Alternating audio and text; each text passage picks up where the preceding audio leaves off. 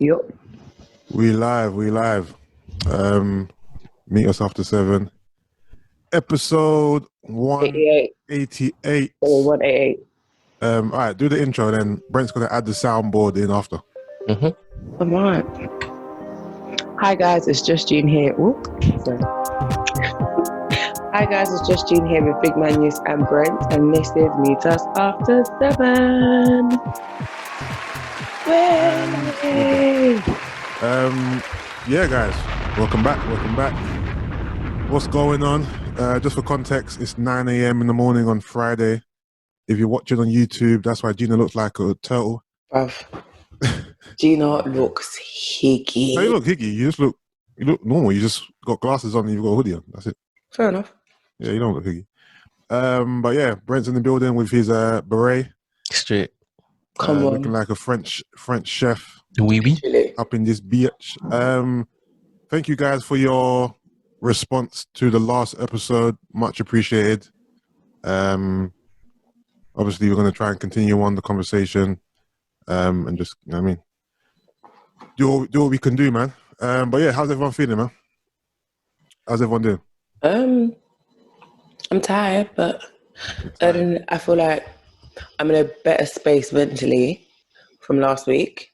Yeah. I feel like it's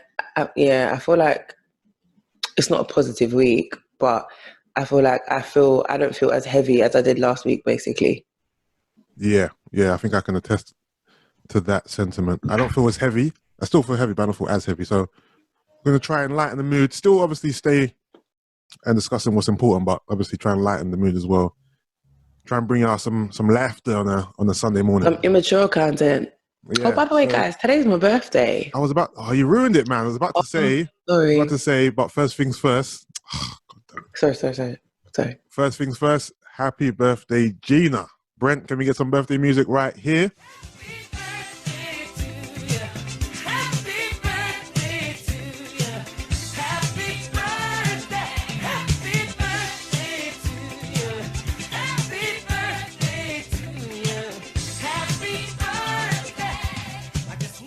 Boom.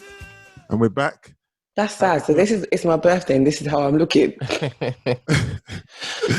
birthday. Happy birthday, Just Jean. Thank you. Is young today. How you feeling? Yeah, I'm all right, man. It's mad. 31, you know. Why? I said, what? 31 and 30 is the same thing. So that's why? What do you mean, why? I still can't get over the fact that I turned 30 the other day. Oh, listen. Like, I remember when I was 11. And I was looking like Shaq. Like, baby. I remember those years. The baby. Like, so it's just weird. It's mad. You know what? I appreciate being a year older, having good health.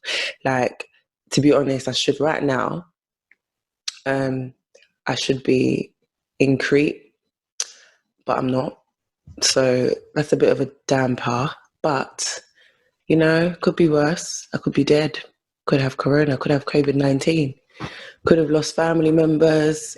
Right. Like, it could be so much worse. So I'm grateful that I actually have like good health and life, and I'm still here thriving and striving. So we thank God. Thank God. And to be honest, in all honesty, I feel like last year the enjoyment was so much, that I can still feel the energy from last year's party. I'm literally. Oh, okay. I'm finna do a proper throwback of all the pics, the videos. Read, and the thing is, on Instagram, I guarantee you, it's gonna. You know, when you get the throwback, it's all gonna come up, and I can't wait because I'm gonna relive it as if to say it's the now. So I'm good, man. I've got good memories to like go by, so I'm alright. That's absolutely fantastic, and may God bless you with many more years of life, success, happiness. You know, may all your dreams, come true. Amen. May everything you desire come to fruition. Amen. Okay? May He bless you with a happy, long-lasting marriage with Sandoz. Speaking of marriage, have you seen my mug? What is that? That looks like from the 80s. It's Christina and Isaac. Oh, Their God. proposal mug. Yo, why hold on, was that made here or was that made back home? It was made here. Fam, I know I've said it before, but Nigerian print stinks, bro. No, it's joke. That mug looked like a Nigerian print mug. But yeah, may God bless you with kids in abundance. Amen. Riches. May the brand of Just Gina and Trent to slay. Amen. Reach the highest of highs. Amen. Riches and millions. Amen. May your breast not sag. Amen. Amen, my brother. Amen. May your booty stay up and perk. Amen to that. Oh, speaking of booty and perk, so I took over Gina's class. Oh, guys, the thing is, a lot of them listen to the pod anyway. So, all right. So for some reason, I feel like I've gained ops. I don't know what's going on. Why? I feel like because people been messaging me personally, talk about even when I was commenting on you and Nep Tizzle's class. Yeah. Yusuf was tired yesterday. Yusuf's come to trouble us today.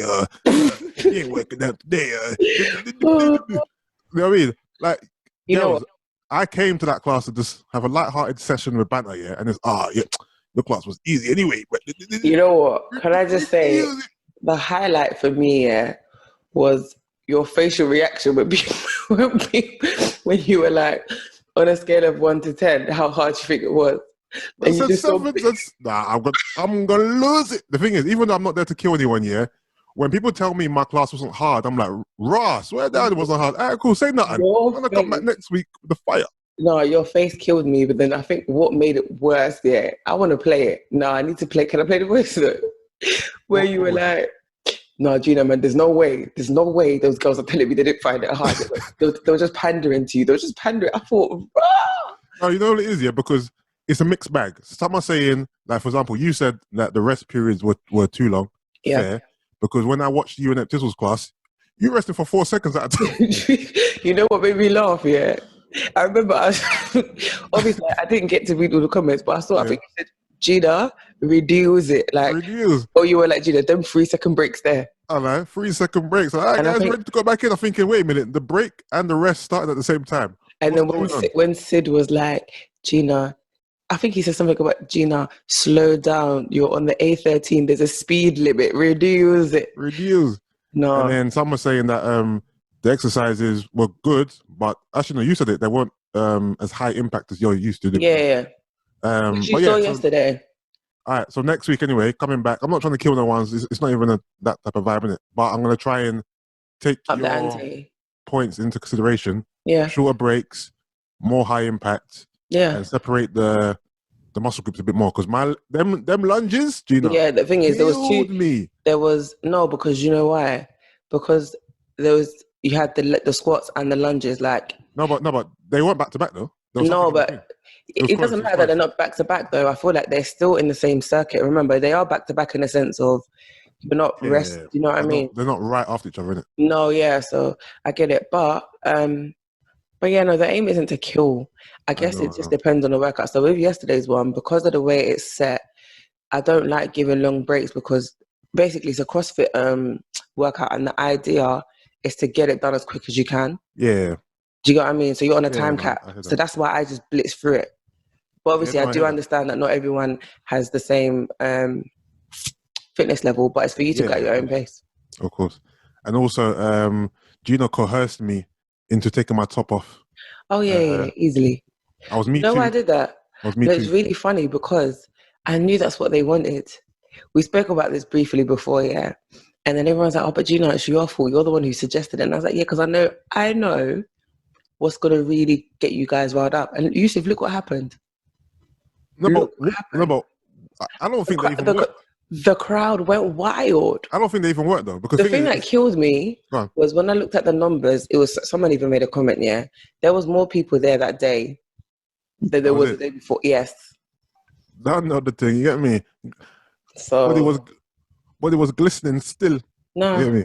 They appreciate it. Sweat and cocoa butter. But the thing is, what I don't get about your classes, yeah, how can you be working out and commenting at the same time? How? So what generally happens is the types I don't see the types until like, people don't generally type until it's break. So Okay. like a normal day, we always do we do 45, 45, and 30. So in the 30, that's when they type. Okay. But if I'm standing training and I see typing, I'll always shout to the screen. I don't want to see typing because it means you're not working. Yeah. But I remember yesterday, because it was a joint live with me and Nep, there was loads of people there for Nep just listening to the music. Okay. We'd be typing. But if it's like yesterday, the dialogue is, I don't get that much dialogue when it's my classes because no one's there to spectate. But obviously, because it's Nep, and obviously Nep's page is open as well, and obviously I've got people who aren't signed up to my thing but probably will just want to pre, or look at Temmie. Was he not there just making bad? Yeah, it was you know what I mean? So like it's only those sessions. When in my actual VIP group, everyone like generally is there to work, or people will comment because they're going to do it later. So they're like, "Oh, guys, I'm just here for moral support." Yeah, no, I heard that. I saw some of that as well. But yeah, no, I really enjoyed it, to be honest with you. I really enjoyed myself. So I'm looking forward to next week, you know.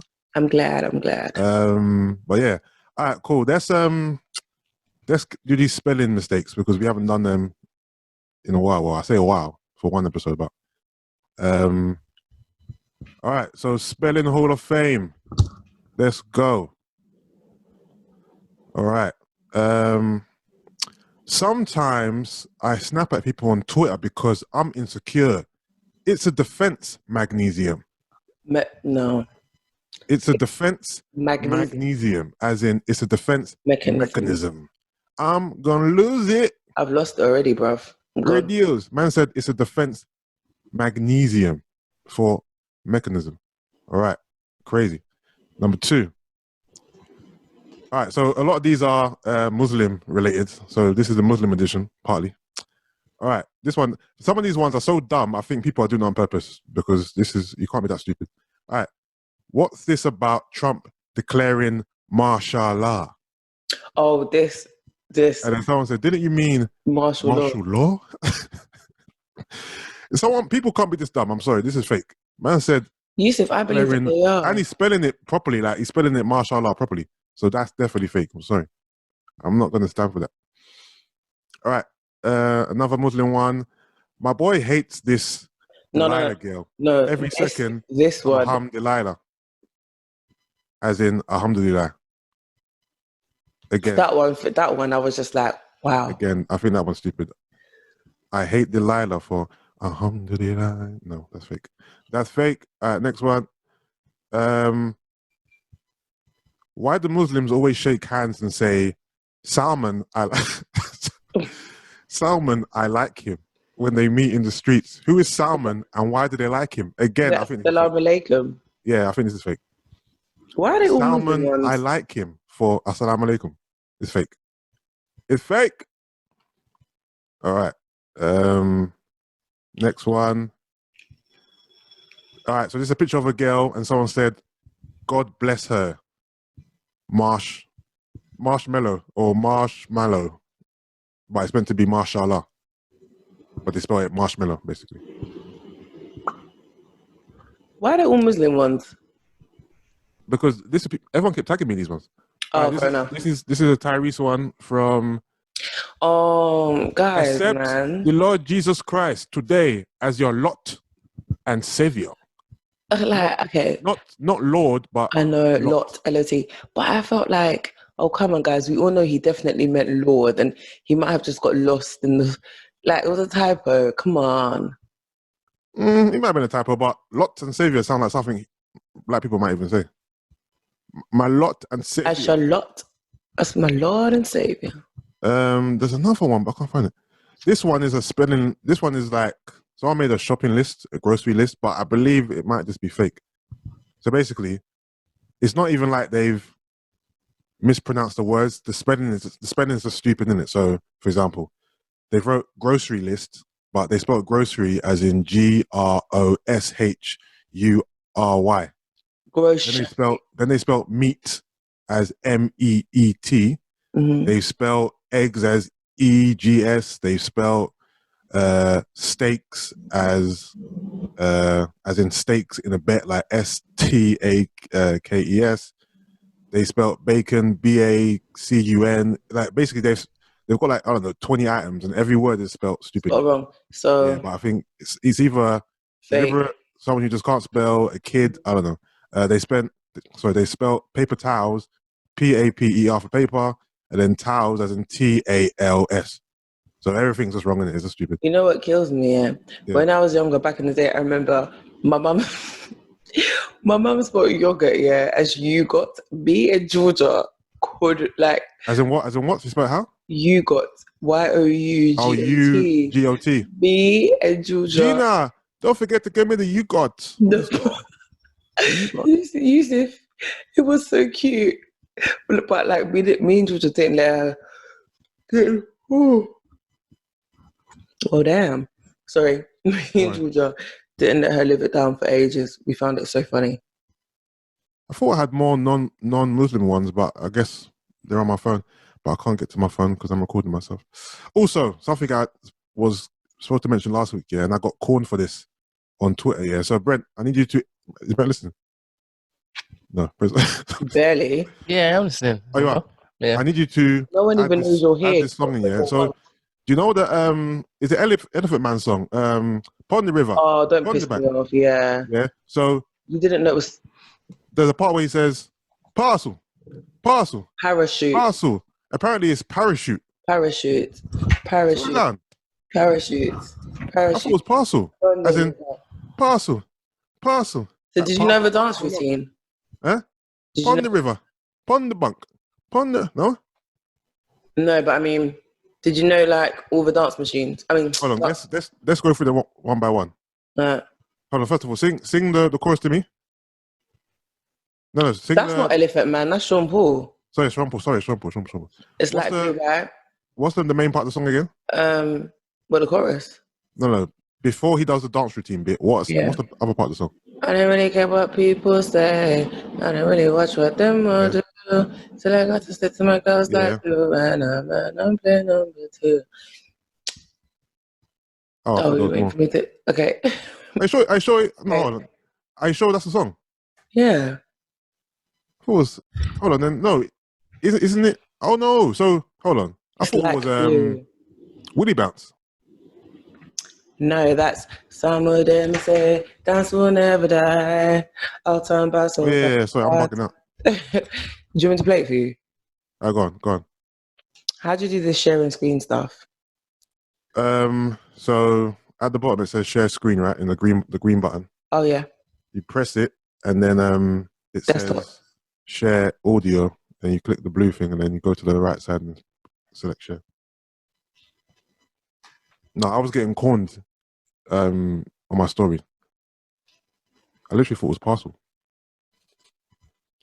parcel. Right, Gina, stop showing us your porn, man. Very funny. Xvideos.com and that. How many tabs do you have open, bruv? I know, my sister has anxiety, but I need them open, man. Man's got... Hold on, let me just run through your tabs. I do not have the energy to come back. I have to leave them open. I got tabs open from like 3 weeks ago. Why become a personal trainer? I'll tell you why. What makes you my plan for coming? I don't really watch what them want do. Still I got to stick to my grade. So how can they want big up them chest? Did forget the girl them is to share. Give me the girl them when I might not play number 2. All I know the time it is getting jet. Need a lot of cheese. Everybody up in my head. Give it to them. And a little take it to them. Give it to them. Run the boat. Run the boat. Run the boat. Run the boat now. Signal the plane on the signal the plane. Signal the plane on the signal the plane now. Parachute. Parachute. Parachute now. Pon the river. Pon the bank. Pon the river. Pon the bank. Hey, give them a run. Wanna give them a run, yo. Give them a run. Wanna give them a run. Yeah. Give them a run. Wanna give them a run. Yeah. Hey. Well, I don't really care what people say. I don't really watch what them want to do. Is it fair that I heard parcel? Is it fair? No, because I always knew it was parachute. So I know, but the way he said it doesn't sound like he said parachute. There was only 2 syllables coming out of his mouth. Parachute. Parcel. Also, that's Sean Paul's brother, you know. Yeah, I know. Oh, it looks like him though. Yeah. In my opinion. Yeah. No, I really thought it was Parcel all these years. Roddy Boat. TikTok right. or whatever, yeah. What's that? TikTok video or whatever is hilarious because the person's walking through the fields. You know that actual video? Oh, yeah. That video is hilarious. Yeah, that is hilarious. All right. Also, quickly, yeah, you know on your Instagram, yeah, are you seeing people with sponsored posts, but they're just selfies of them or pictures of themselves? I'm seeing a lot of that. No, but it doesn't sound strange. It's Instagram. Like, people are doing sponsored posts of just a picture of them and just promoting their page with nothing on it. Yeah. Why? Because I guess they're influencers and they want more. No. They're not influencers. Oh, just random people. Regular, and then I'll go to the page, 50 followers, 100 followers. Like, why are you doing this? You're paying for this, bruv. Yeah, because maybe they don't know how else to get a big following. And this is all during lockdown as well. Yeah. This is not like, I just find it strange. I just keep seeing them. Why is there bare sponsored posts or just pictures of people? All right, cool. So first topic, let's discuss Blacked Out Tuesday. Yeah. Mm-hmm. So Blacked Out Tuesday. This is where I need Brent to chime in as well. So Blacked Out Tuesday happened. Blackout, please. Sorry. What's that? You keep saying blacked out, but it's blackout. But sorry, Blackout Tuesday. Happened on Tuesday. So the premise was post a black image to your social media. Don't use the hashtag Black Lives Matter because it's going to drown out the real information. Use Blackout Tuesday instead, and use the day to spread helpful information, gain knowledge, teach, and just share information was the premise. You had people who were detractors saying that they think it's bullshit, that what's the point, it's not going to get us anywhere, it's pointless. Some were saying that it's a ploy, that originally the idea came from the music industry. Who controls the music industry? White people. We're all just getting duped into whatever. So thoughts on Blackout Tuesday? I think I got the concept. I think it just wasn't. I feel like there was a lot of misinformation, and it wasn't seamless. So, for example, it was only until people started posting Blackout Tuesday and Black Lives Matter that they started saying, "Don't put the hashtag Black Lives Matter." Yeah. So, if that was communicated from the beginning, it would have made it a lot more seamless. Yeah. And then when they started correcting people, it was too late, to be honest, because obviously it was such a big thing that everyone jumped on. And unless you were someone who actually reads comments, you weren't, do you know what I mean? So I felt like that was counterproductive. I feel like it allowed a lot of people to just jump on the bandwagon and use it as an excuse to jump on the bandwagon because that's all they needed to do. They just needed to put up a picture of a black box and write Blackout Tuesday and go about their business. So I saw a lot of people do that who hadn't done it before, in terms of like, I guess white people. You mean non-black people or? Yeah, non-black people who clearly had nothing to say about the issue before, but this is the easy way to say, okay guys, I stand with you. Yeah. And then after that, that's it. So I feel like it made it easy for people to kind of just like make it seem as if, okay, we're here for the people, but really we're not.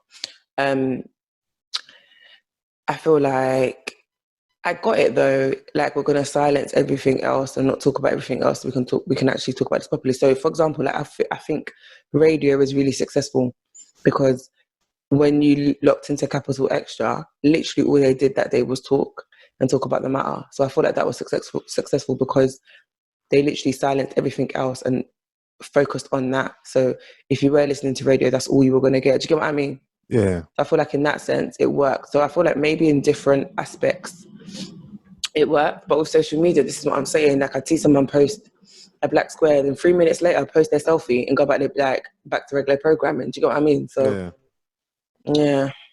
I understand people saying stuff like it's a ploy because I'm so sorry, and I know this sounds really harsh, but I really want something bad to happen to Katie Hopkins. I know I'm a Christian. I know I shouldn't, but honestly, her being, I can't. I don't really follow what she does. What was the whole thing behind her? Okay. So after the whole John Boyega thing, yeah, she tweeted something like, "All right, calm down. You fake Malcolm X." Kind of like, it was like, "All right, Malcolm X." What she was directing that at John Boyega or to everyone? No, it was to John. She called him out. Okay, John Boyega, the new, like, it was very like. Oh, swear down. What, being very like sarcastic in it? Yeah, she threw hella shade. Okay. And she either compared him to Martin Luther or Malcolm X, but it was proper like, okay. Okay, I didn't see that. And then I couldn't, man. Honestly, I can't. Then she said, okay, guys, so today's Blackout Tuesday. So we're going to post up a black square and use the hashtag Black Lives Matter. So obviously this is after she's seen everyone say don't use the hashtag Black Lives Matter. So she's countering that. And then she did, I think it was Wednesday. She was like, okay, guys, it's Whitewash Wednesday. So I'm going to put up a picture of my white bum. Like, what? My ass, because it's White Out Wednesday. Who is Katie Hopkins again? Sorry. You know the white woman, the British white woman. I don't know why I don't know where she came from. Why she's popular. She's a white woman who knows full well that once she taps into Black Twitter rage, she keeps herself relevant. Black Twitter keeps on giving her the platform. Is she that old lady that everyone says looks old for her age? Yeah. Okay. But she's just extremely racist, and she knows that she's racist, and she's not shy of her. Like she doesn't cover up her race. She's very racist, and she's very open about it. Okay. She's the one who did. You remember Shahima Begum? Yeah. So she did like a video wearing like a scarf. My name is Shahima Begum, and I want to come back to the UK. Like she's. Okay. I think I vaguely remember that. I just can't deal. Obviously, I'm not on Twitter like that, so I'm not going to argue with Katie. Yeah. I don't argue with anyone, but when I saw it, I just thought. Yeah, I think my take on Blackout Tuesday was, one, it was meant to be for all social media, not just Instagram. So people are blacking out Insta, but going on Twitter, people are just chatting all day. So to me, it had to be across all socials, not just on one platform. Mm-hmm. 2, doing it for one day isn't going to be productive, in my opinion. It had to be longer than just one day, because one day is not enough for anything to take change, or even to get one day is not enough. So that's kind of that with me. Again, did I think it's going to work? No, but anything my people want to do to unify, I'm going to jump on board. So I participated as well. I posted that Black Squad on every single one of my pages. So I'm definitely involved in whatever we want to do as people, but I don't think it's going to do anything. Sharing information is great. When I first posted it, I did get, you take down the Black Lives Matter hashtag, whatever. I never knew at first myself, so I had to delete and repost. But yeah, for me, it's just do this more often, not just for one day. I mean, at a time, just do it more often. Make it an everyday thing. Make it a regular thing, innit? So, you know what I mean? It is what it is, isn't it? I don't think it was that. What's that? No, go on. No, go on. No, because what I'm saying is, it's like, never mind. Okay. No, I didn't think it was that beneficial, but whatever we can do, no matter how big or how small, to raise awareness and to unify, I'm down for it. You know what I mean? So more Blackout Tuesdays, I guess. Also, one thing I did actually that everyone can please contribute to, I've posted Black-owned businesses on my page. So I've got 2 posts, and I've tried to, because when people say, tag a Black business, people just go to the comments and just tag bare acts. It's just so it's too much. Organized. So do you know what? I tried to separate the businesses into categories and industries. Yeah. So, for example, food, clothing, baking, jewelry, law, education, whatever. So I've made a long list on my page. People have contributed in the comments with other businesses. So please, there's 2 posts now. I just done another one this morning.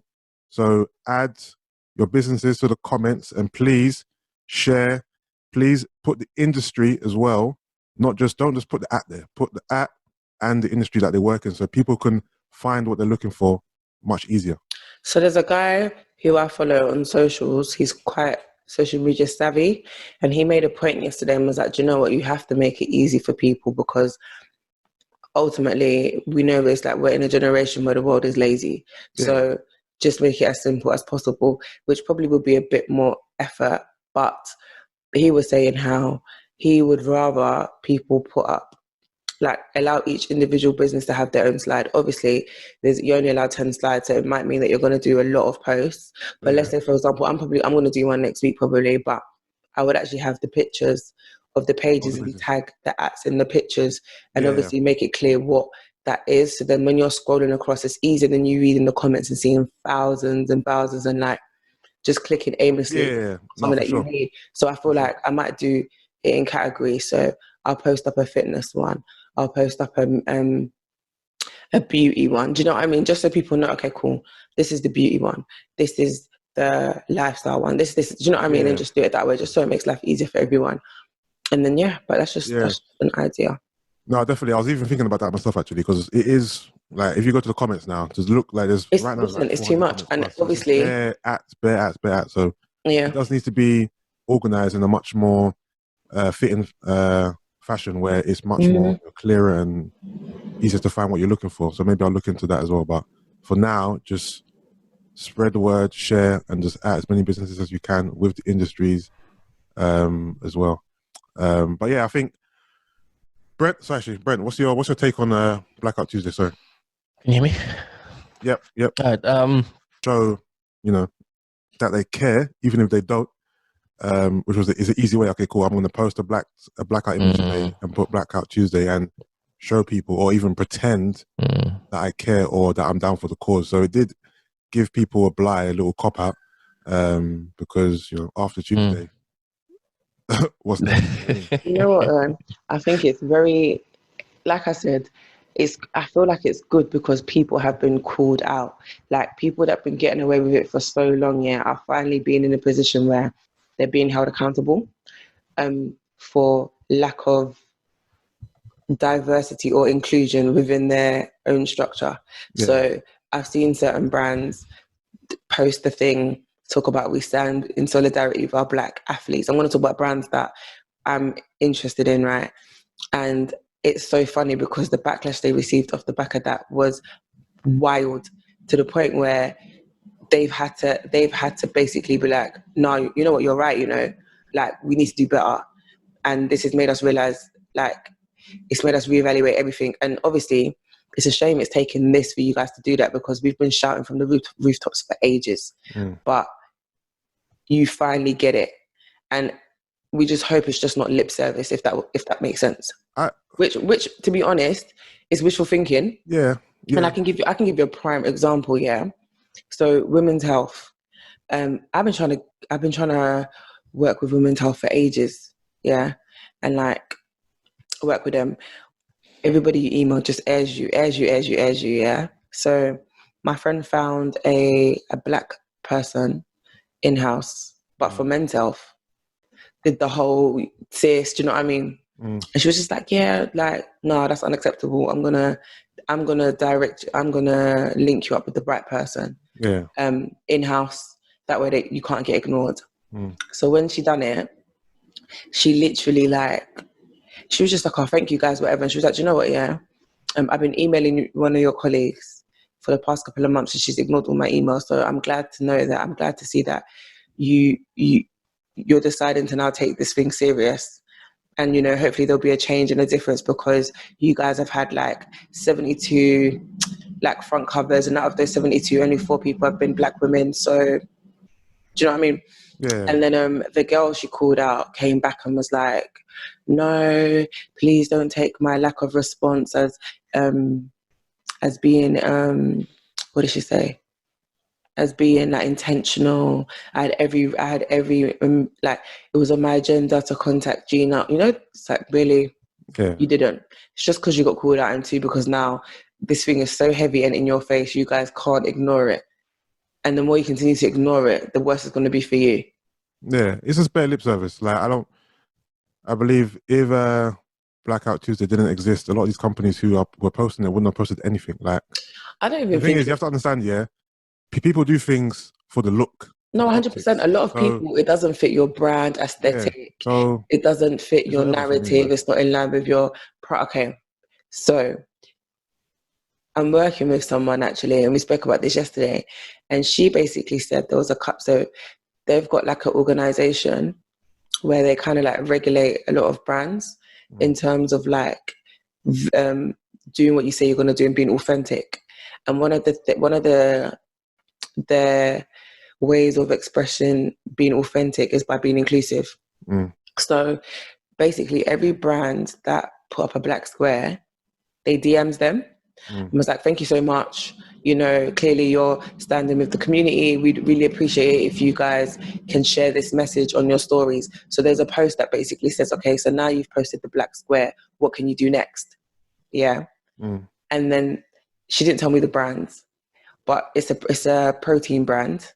And she was like, the guy was like, no, we're not putting it on our stories because it's not in line with our brand. She was like, but you put up the black square. Like, this is what, and she was like, this is what I mean. You lot are you're just chatting shit. Yeah, they're just jumping on the bandwagon. Literally jumping on the bandwagon because you now have the opportunity to do something more, and you're not. Can I quickly just say something? Yeah. Do you not think? So I was talking to who was I talking to? And they were like, "Oh, Janice yesterday," and she was like, "But Gina, like, why George Floyd? Like, why is this the situation that's made the whole world go in a frenzy? Because she's not the first, especially in terms of it being filmed and whatnot. Do you get what I mean? Yeah. This isn't the first." And I said, I think it's because we're in a pandemic. Yeah. I feel like everyone's at home. No one has any excuse or anything else to hide behind. Everyone's at home. Everyone's engrossed in their phone or on social media. Everyone's working from home and everyone has a lot more time on their hands. I was like, we've got time. So I feel like because we're in a pandemic and the way the world is now, I feel like that's kind of heightened everything that's happened. Because I feel like if we was living our normal lives, going about our day, going to work and just being how we normally were, I don't think it would have had this much impact. Which isn't right, to be fair. I know. I feel like it'd be like all the previous ones. Yeah, where like I agree with you that the pandemic and the lockdown has, you know, given us more time to think and to act and to, you know, just be angry about this whole thing. Like, obviously everyone's at home, people are frustrated already because of lockdown, people are not working, people are losing money. So as people, we're already frustrated, we're already angry. So to add this on top of it, just, you know what I mean, made us explode. But the fact that, yeah, if it wasn't in lockdown, the outrage and the movement wouldn't be this strong. It's disappointing to know, because in the past, we spoke about issues before on the pod, and, you know, I've said it myself, yeah, I feel immune to this. I feel literally desensitized. For some reason.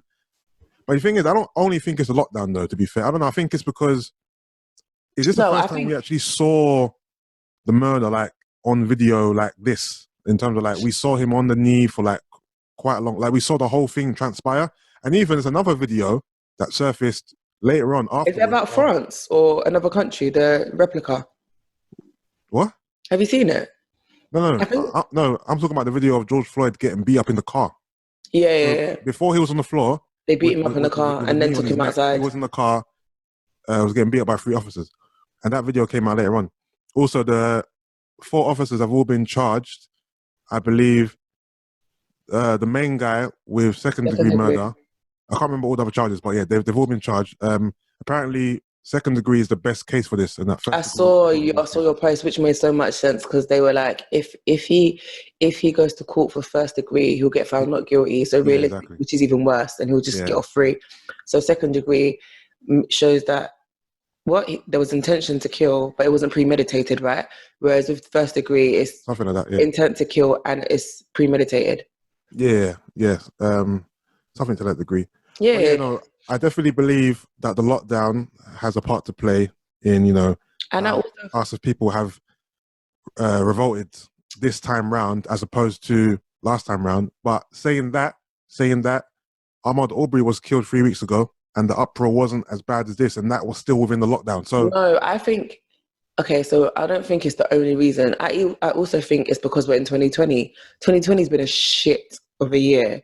Yeah. So do you get what I mean? All I'm saying is I feel like it's had a part to play. No, it has. I agree with you that it has had a part to play. And the reaction. And also, obviously, there's loads of other factors that we see his case in general, but this year... Did we hear Aubrey say anything? No. Okay, all right. To be fair. With George, we did. Yeah, we heard him say, I can't breathe. I feel like the George one was extremely personal. The thing is, it was graphic. Like, obviously, in the past, when we've seen these things happen, we haven't seen the scope. You've just seen pictures or like this time, we've seen him getting battered in the car. We've seen him on the floor with the knee on his neck, him saying he can't breathe for God knows how long. The other officers just looking around, watching and playing lookout. We've seen a lot transpire. And then obviously we had Katie Hopkins again. Amy Cooper situation a couple of days prior to that. We had Ahmaud Arbery a couple of weeks prior to that. So plus the lockdown. So everything in combination, it's just a melting pot, innit? And I think George Floyd was just the tipping point, and then boom, it just exploded. You know what I'm trying to say? Yeah. Yeah. It's just but yeah, I'm glad though that I don't know why it's taken us this long, but I'm glad. Obviously, things have happened in the past. We've, had outrage, but to this degree, this feels very different than any other time. Like, very different. And even I can attest myself, I feel very different than any other time as well. And even every day I'm thinking about it, the actions I want to take, the things I want to do, like to get involved, is different for me because I've never really felt this way before. You know what I mean? So it's good. It's good. And I actually let me say this publicly. I said it to you privately. So the other day I was thinking, and I was like, you know what? Let me just apologize to Gina. Yeah, not because I feel like I've really done Gina any ill intent, but just in case Gina has taken anything or my behavior in the wrong way. So I said to Gina, if I've ever made you feel like you are making a big deal out of Black issues, or you're making a fuss about it, or you want to talk about it too much, and I'm like, race again, Gina Black. If I ever made you feel uncomfortable or like you were just being an angry Black woman, I apologize. Yeah. No, I appreciated it, to be honest. I apologize. I definitely appreciated it. And I was like, oh, bless you, because not saying that you have made me feel that way. Yeah. But just in case I have. Sometimes that is the narrative. It's like, here we go again. Even my family said, yeah. And the thing is, it's not like I don't get it. I do get it. But I think with me, it was like, race again. Why we keep talking about? Remember, there's a time where we just kept talking about race every single episode. I literally remember. It became like a race pod, didn't it? There was a person who DM'd and was like, how me and Crystal have a chip on our shoulder, and me in particular, because all I talk about on the pod is race, and they don't come to listen to the pod for race topics. And it's so funny. And I think the reason why I'm happy is because I'm happy I'm who I am. Yeah. If that makes sense. I'm happy that I might not be on the front line like some other people. I might not be deemed as woke. Yeah. In terms of like do you know what I mean? What I put out there. But I know that no one can ever come and tell me that I don't speak on Black issues, especially if you're a person who listens to the pod. Like, I've been talking about this. So I'm happy that everything... No, go on. Yeah, I'm happy that it's transpired, and it's like, do you know what? I don't feel any type of way. I don't feel like, all these years I've been quiet or silenced. Or do you get what I mean? Like, I'm just happy that with the platform that I have, I've been able to talk about things whenever I felt it necessary or whenever it was heavy on my heart, even in regards to like the industry that I'm in. Forget the pod, like on my platform, I've spoke about Black people, Black women in the industry and stuff. So it's like, I'm happy that my narrative hasn't changed, if that makes sense. Yeah. And so no matter how small, like how big, if it's about, cultural appropriation, which is a big one we will talk about, if you guys feel like Kim K stealing braids and not giving you guys credit, like any Black issue, no matter how big or small, I'm going to try now and speak on it rather than be like, let's not do this again. Let's not talk about race again. Like, no matter how big or how small, I'm down. But one thing that I don't like seeing though, that I saw yesterday was, again, back to infighting. at a time like this, we don't need it. Like Gloria and Crystal brought it to our attention in the group about a guy talking about he doesn't like girls with wigs and weave, and I'm like, and then he's just getting dragged for old tweets again. I'm like, this is not the time for that. I get what he's saying is wrong, and he needs to be dragged. But sorry, I don't know what you're talking about. Can you give me some context, please? All right, so basically, I'm saying, despite what's going on right now, like I think we have bigger issues in terms of race. No, in specific. There's a lot of people. Basically, that guy's not the only one. Like I've seen it in people's comments. So when women are talking about these issues, guys would now be in the comments talking about, but is your hair natural? Like you're fake woke, you wear wigs, your hair's relaxed.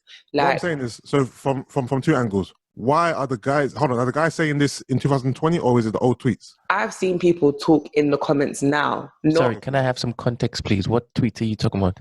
All right, so, okay. What was this? So there's a guy who was tweeting his preference in terms of how he likes women to look in terms of their hair. So sorry, have we got this tweet? Oh, you're annoying. Why do you want so much? Why did you remember? Remember? Bear in mind, we have listeners, right? So we are talking about something, and some listeners may not be aware of what you're saying. Don't worry, I'm going to find it for you, okay? Thank you very much. Reason being is because I didn't want to make this a big topic because, but anyway, if you can get the tweets up. So basically, he's basically saying his preference in terms of he doesn't like wigs, he doesn't like weave, and then a girl found some of his old tweets where he's saying this stuff, basically just, saying his preferences, light-skinned women, all the usual spiel. Yeah. You know what I mean? But my thing was, what he's saying is wrong, and now more than ever is a time where black men have to stand behind black women and not... Okay, but it sounded as though you were saying that this time, seeing as the time it is that we're in, we shouldn't be focusing on what it is that he was saying. Yeah, why? So I asked what he said. Was it inflammatory? Was it denigrating black women? And if you're saying that, from what I remember, not really. He was basically just saying his preference. Basically, I don't think he was. He's deleted the original women. The original one's been deleted though. It was more so. It was more so to why has this girl found his old tweets from 2000 and I think it was 13 or something, and now bringing them to light now. What I'm saying is we don't. You're saying they should wait until this dies down, and then not wait or let that down. Just let it go. Like we don't need any unnecessary infighting, right? Or we don't need that necessary infighting anymore. Like okay, cool. Okay. I think when bigger things happen, it kind of like put things into context and kind of like you don't need to waste your energy dragging a guy you don't know for tweets he said in 2013 about his preference when we've got much bigger issues to focus on, which is, racism and just systematic racism. Let's focus on the main battle and leave all those little petty squabbles with people that you don't even know. Yeah, just leave them alone. Like, let's focus on what's really important in it. Okay. So I don't agree. Yeah. I have to ask you because obviously right now he just gave us his opinion. Yeah. And he's a male, right? Black male. And you are a black female in the same situation that we are in right now, as in the protests and whatnot. Mm-hmm. When it is Christina and Gloria sent the tweets into the group, how did you feel about that? I wasn't party to the conversation, to be fair. So I literally briefly saw afterwards. I kind of sussed what it was about, but the tweet's been deleted. I just tried to find it. It's deleted. All right, so you didn't. Okay, cool. No, but I don't agree with saying that we need to stop talking about in-house fighting, because the crazy thing is someone else made a tweet and the girl, she's a black girl, she's like, guys, I hope like everyone's got energy about Black Lives Matter, yeah? So I hope you guys now in-house will understand that your black brother's not your op. Stop killing each other. Then someone else was like, oh, there's bigger fish to fry. No, I don't think it is a case of there being bigger but that's the point you're making. That's the point I'm making. I'm saying stop the infighting. Oh, but you said, okay, yes. But the way you said it was like, you said it's not necessary, but it's like, just there's bigger fish to fry. Because what they're doing, what I'm saying, what the girl and the guy were doing was infighting. Yeah, no, I get it. But I still don't think you shouldn't call someone out for that nonsense, only because, I guess maybe it's a timing thing, but like I said, these are all things that we've had to deal with within our community, right? And it's not, and until we address everything, and like, I think I'm now in a space of appreciating call out culture rather than cancel culture, because I saw something that made so much sense, and they're like, do you know what? If you're going to cancel someone, you're basically saying that people don't have the means to grow or change, which isn't true, because everyone's made mistakes, and the mistakes you probably made a couple of years ago aren't the same mistakes that you probably make now. So people are able to change. So you can definitely call people out, but cancelling is not progressive. So I get that. So I don't necessarily think it's a thing to get over in terms of, okay, cool, he's got a preference, it's not a big of a deal. But if you do feel like it's something that's systematic, call the person out. Because someone, I can't obviously go into my phone to show you, but when I read it, I was just like, ain't this when you feel it to your core. So basically, this is what she wrote. It was along the lines of this. She was like, is this the same situation with this boy or something different? No, it's from a different perspective. She was like, and again, it's not about generalization. I get it. And obviously not all black men are like this, but I could agree with what she was saying. She said, when I was younger, I hated my skin because I was told I was ugly by a black boy. I was quite athletic. I was told that I looked like a man by a black boy. Well, black boys, yeah. I had really big lips. I got called rubber lips by black boys. Like, she was just listing all like the bullying that she got as a child, yeah. And all of it came from black boys. She was like, black men are being killed, but I still love them, and I'm still on the front line, like fighting for their lives. And this is the narrative of a lot of black women. And then it was mad because I was like, that's so true. Like, when John Boyega was like, oh, we need to pop our stick up for our black women. Yeah. Again, I felt it in my soul, because a lot of the insecurities black women have stem from black men. Not all black men. I'm not saying that everyone's like that. I know you're not like that. Do you get what I mean? But when you think about it, it's like, rah, we've definitely like been on the receiving end of like the jabs, the diss. We've gone online, we've seen a lot of the colorist comments have all come from our black brothers. But when it's time for us to like fight, the women are going hard on the front line, and that's how it's always been. So I just felt her tweet. I agree with you. Just so you're clear on what I was trying to say. I wasn't trying to say let's not hold black boys, black men accountable for what they say about black women, because we have to more so now than ever. But I think because I'm seeing I think it's because of what I'm consuming, like the images I'm consuming, the things I'm reading. Like the other day I saw, I never seen it before actually. It was, obviously everyone knows Emmett Till. I never knew that Emmett Till had an open casket funeral and that his actual face and body, the pictures were published. Really? Like, he was battered. Like, he looked like the Elephant Man. Like, and he was obviously, people don't know who Emmett Till is. He was a black boy. I believe he was 12 or 15 years old at the time. He was falsely accused of whistling at a white woman. Falsely accused, and because of that, he was battered and beaten and to death. Yeah. And his mum let his pictures be published for everyone to see. He had an open casket. So I was seeing that. I was seeing how during slavery times they used to kill us and skin us and use our skin for shoes. Yep. Like, I was seeing all that kind of stuff in it. So when I'm going on Twitter I'm seeing people arguing amongst each other about, oh, he said he likes girls with weave or braid. I'm just like, I get it's important, but I just can't get into that right now because I'm just crying over this. Fair enough. That makes any sense? I'm not saying... No, I get it. What you're saying is important. I just can't consume what I deem as pettier or lesser than this. And I get it. And that might... You know what I mean? That might be because you're a male. I don't know. Do you get what I mean? Because it doesn't affect you directly. I get it though, and I'm not... No, it affects me directly because I've got sisters. I don't have any brothers. Like, I grew up... No, I know, I get that. But then ultimately, I get you've got sisters, but you're not the one on the receiving. Yeah, of course. So, do you get what I mean? I'm not a girl. Like, obviously, I don't feel your plight. I don't feel your pain. I can only feel it from next to you, whatever. Yeah. And I'm not trying to say that, it's not important to put brothers in check. It is. It definitely is. But if I'm wrong, please just tell me. I just feel like we need to unify more. We need to stop arguing amongst each other more now, more than ever, and just focus on just stepping forward together.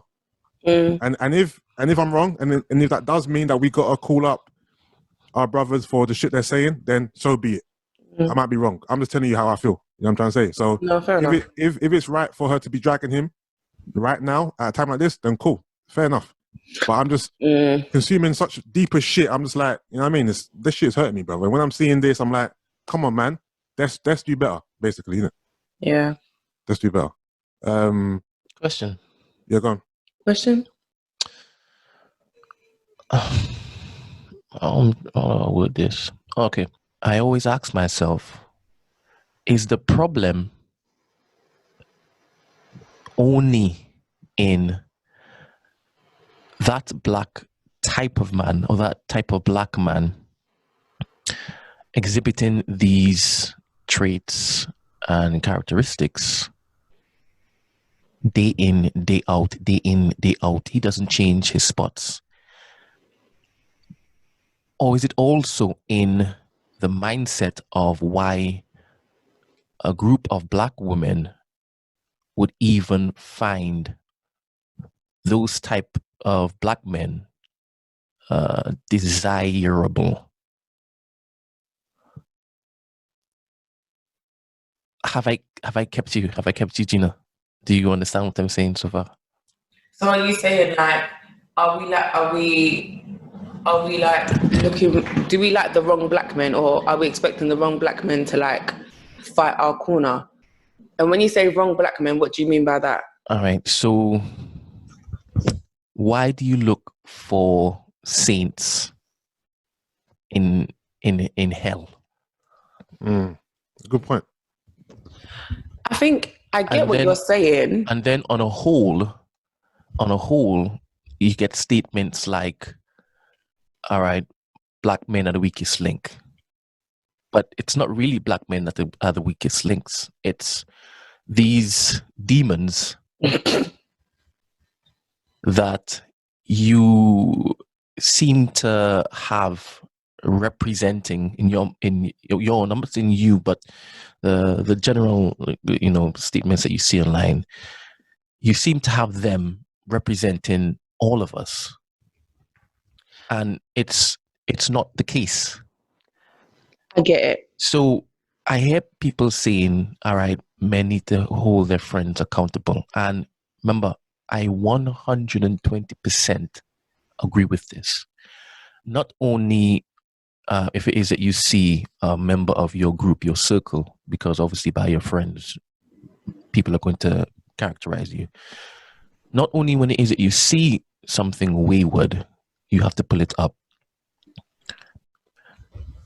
But you also have to sever that attachment if it is that person is unwilling to change. I agree with all of that. But this insistence of certain women looking for a rainbow in a whorehouse, it baffles me. It baffles me. Do you know what I think it is? It literally, for me, comes down to the fact that you're black. Like, you're black, so I don't get what you don't. For me, it sounds really dumb, but for me, you're black, so I don't get what you don't understand. Sorry, I beg you, move the mic closer to your mouth. Okay. So, did you hear what I said before? Yeah. So, for me, it's as simple as that.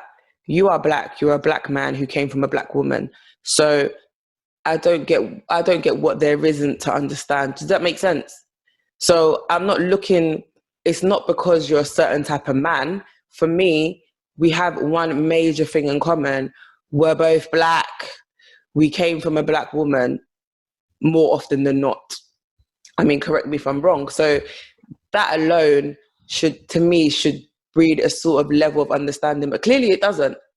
So that, I guess for me, that's where it comes from, rather than I feel like I'm looking for validation from someone who's unqualified, if that makes sense. Because for me, your qualification is the fact that you're black. Does that make sense? Yes. But that's just as simple as it is for me, basically.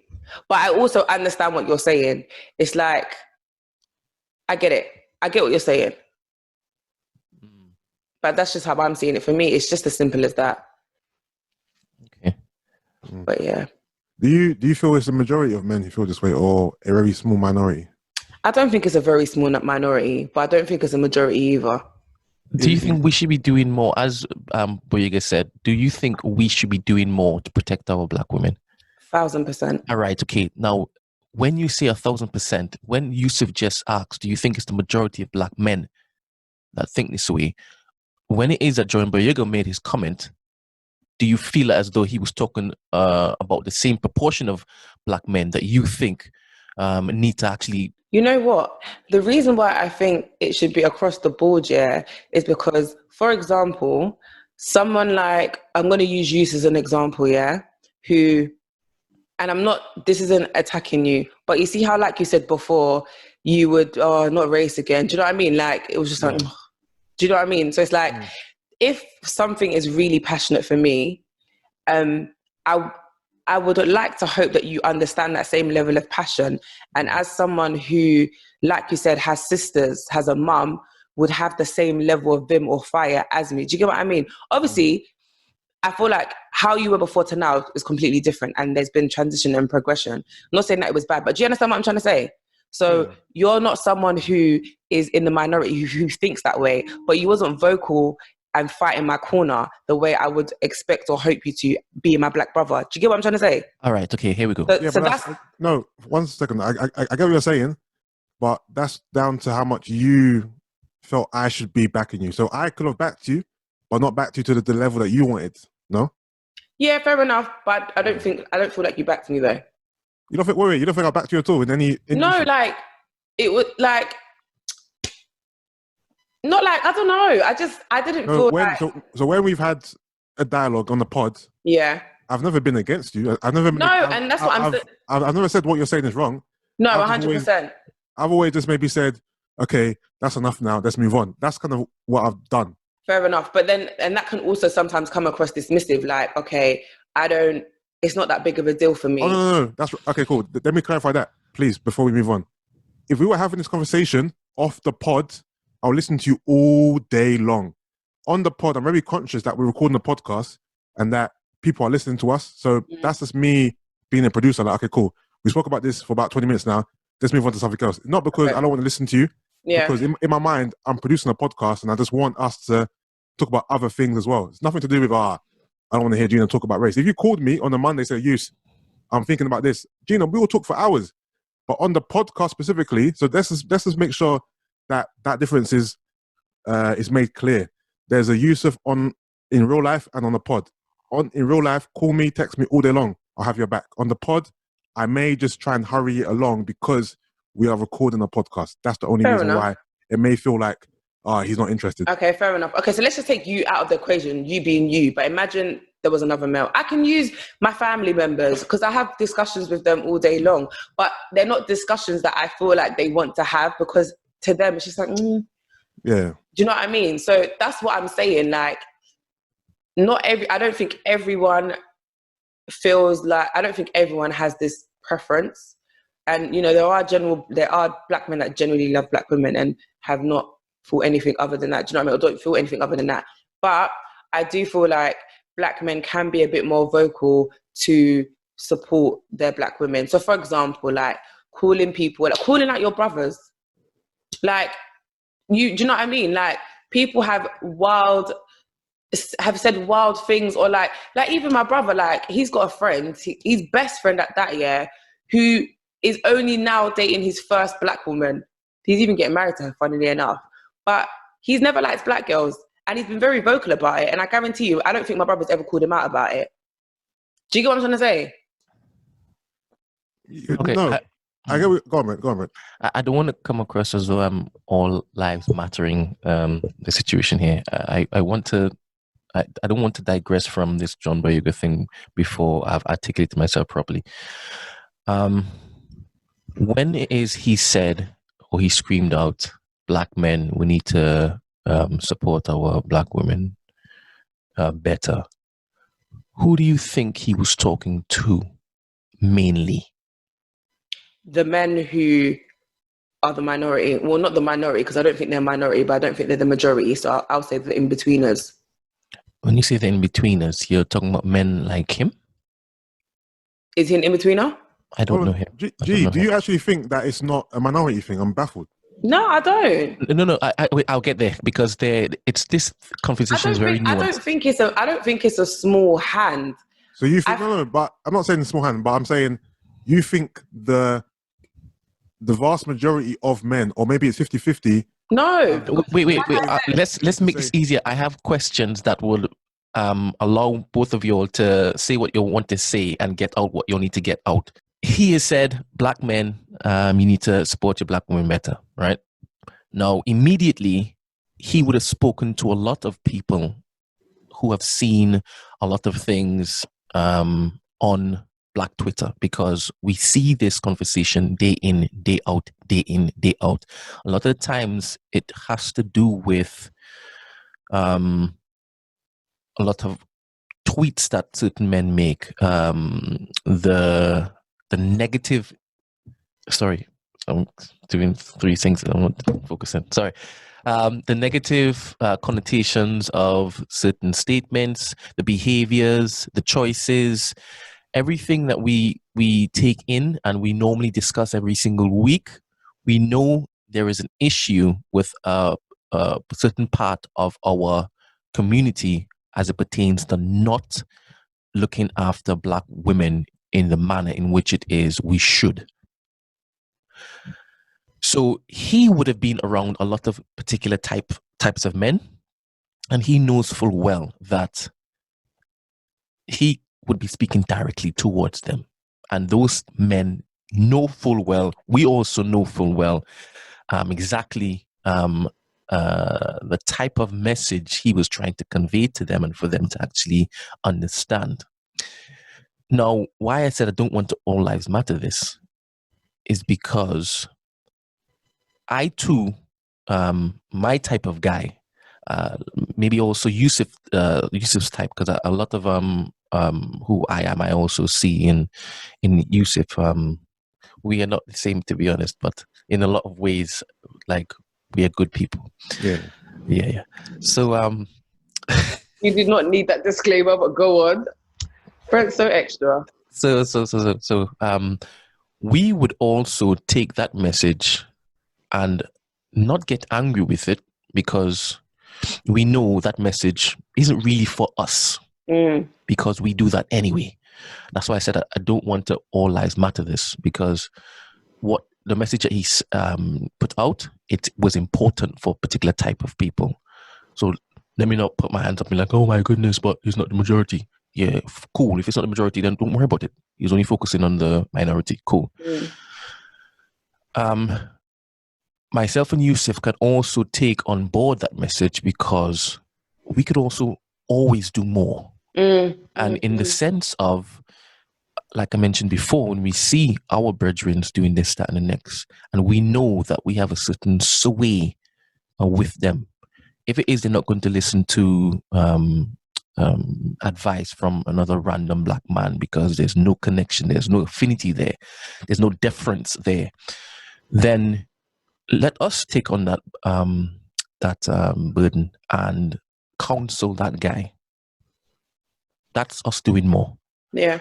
When it is certain conversations online, I can't speak for myself because I'm not partaking in none of this crap. But if it is, there are times when it is, I could be called on. Cool.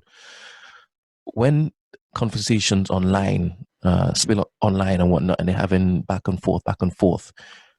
Again, what Boyega is also saying is those men who would normally be silent when it is these conversations happen between these black men and these black women, you chime in on the woman's side or the side of right, which in certain cases is the woman's side. However, why I said I can't partake in certain things, because a lot of the times when it is certain women call for people's heads, it's not for reform. They're not after the person to reform. Yeah. They're just after for them to just get out of there. Yeah. So why it was important for Yusuf to mention the whole old tweet stuff, and oh my goodness, it's because we've seen this pattern time and time again. You call for an acknowledgement of what it is you've done. Cool, that step is made. You call for an apology. You got an apology. And then you don't accept the apology. Mm-hmm. And then you wait until, all right, cool, a few more months, again, yeah, you do it again. There are certain people who just want blood, that type of blood spilt time and time again. And I'm not saying that it's all of them, because there are people who just want reform. They want awareness, and they want an accountability set, and they want an example made so that other people in the future do not do certain things, because it takes a toll on Black women as a whole. It takes a toll on our Black community as a whole. So, yes, John Boyega, when he said we must all protect Black women, cool. He was initially in my head just focusing on that minority, but as a majority, we can all take heed from such message. I agree, Brem, and that's why when I used the example of like not exactly Yusuf, but basically being able to back your sisters or back people a lot more. I agree.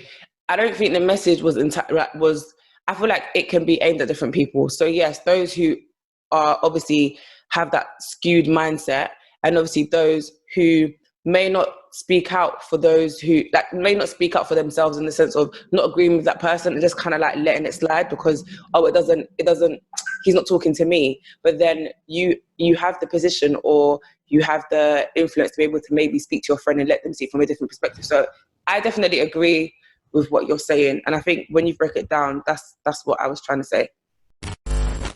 You know what it was? My memory of my phone got full, so I was deleting stuff, and then when I put my phone back, I literally hit it on the off button. Oh, okay. So it turned off. We're recording now anyway. Okay, hold on. Can I just...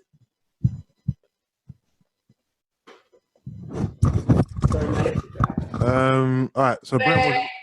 What? Wait. Okay. Brent was in the middle of...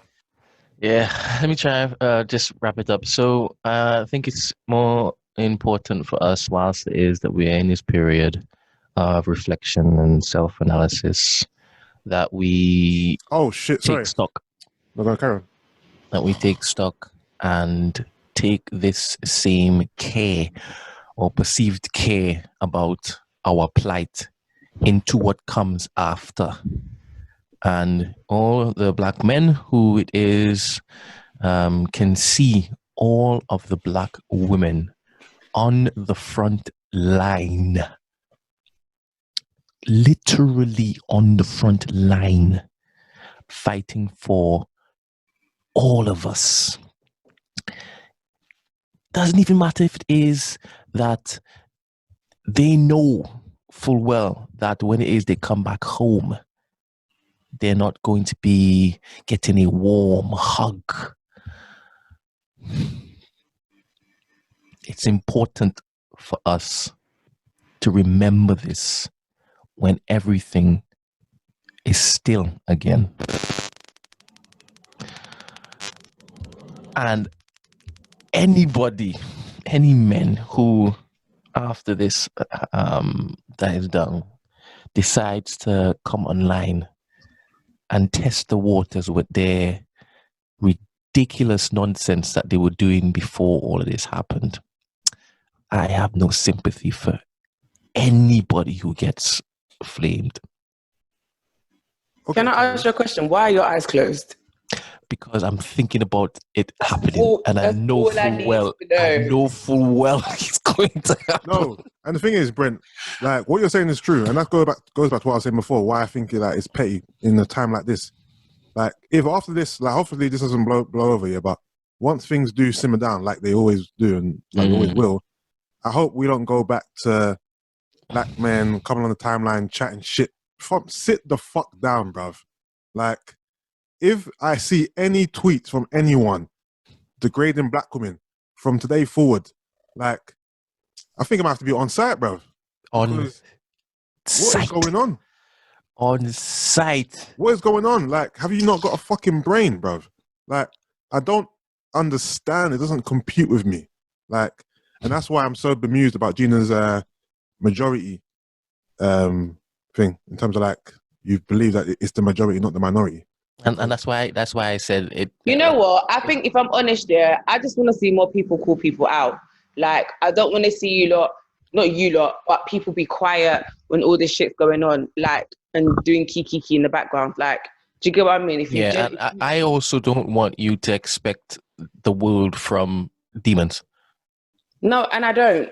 And then look to the, as you say, quote unquote, quiet black men. Remember, it's just going to be within your echo chamber.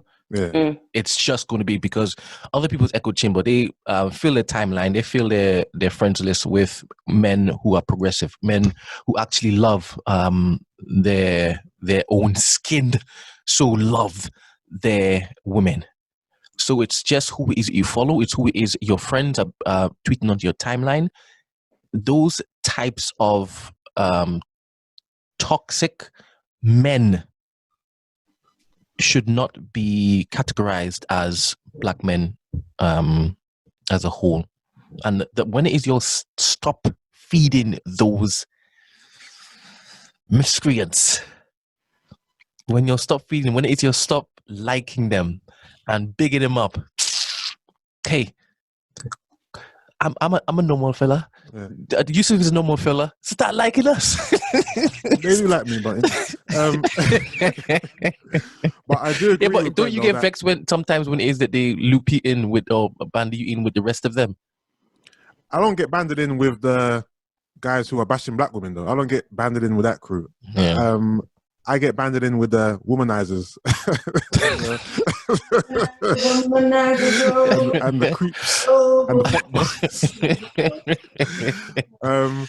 But going back to your point though, I do believe that a lot of women, they want an apology, but the apology is never going to be good enough for them. So they're always going to remain angry at those particular black men. So no matter what they say, okay, cool, you said it, but I don't give a fuck because you said it anyway. So dragging them is like a means to what end for you, because you're not going to be happy with it. And I think that's one of the problems, like you said. You know what I mean? Like, they can apologize all day long, but you said it, and I want to hear you say sorry, but I don't care because you think this way anyway. And I've always believed that forgiveness isn't for the person who's actually perpetrating the nonsense. Forgiveness is for the person who is daily dealing with it. Do you understand? Yeah. It's for the victim, not the oppressor, not the bully. It's for you. So forgiveness is mainly for you, so you can move on. It's for you, yes. It's for you. Oh yeah, sorry. Yeah, it's more beneficial to you and just for your progression and being able to kind of move forward rather than it being for them. So I totally get it. And like I said, I think I'm now more of the call out culture than cancel culture, because like I said, it's basically saying that people can't change, which I don't agree with, because I've changed. And if people were to cancel me based on something I did ages ago, it'll be sad. But I guess, like I said, with all the colorism stuff that's happened, like, I don't really care. Like when it happens, I'm not outraged or, you know, like before, I genuinely don't care. I'm just like, okay, you're just adding to another list of people who are ignorant and stupid. But like, listen, it's us as black people versus racist white people right now. Yeah, let's leave the black on black bickering until we've taken down the man. Right? So we've taken down the racist white man. Let's stick together in union, my sister. Can I get an amen? Amen. Your honor, allow me to fumigate my wisdom of the defendant.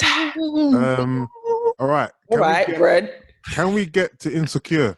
because oh my God. Oh, I know Brent, do you know what it is? Me and Brent had a little combo, but he didn't want to Can we get into Insecure? Oh my God. Gonna lose it. Oh my I'm gonna lose it. Yeah.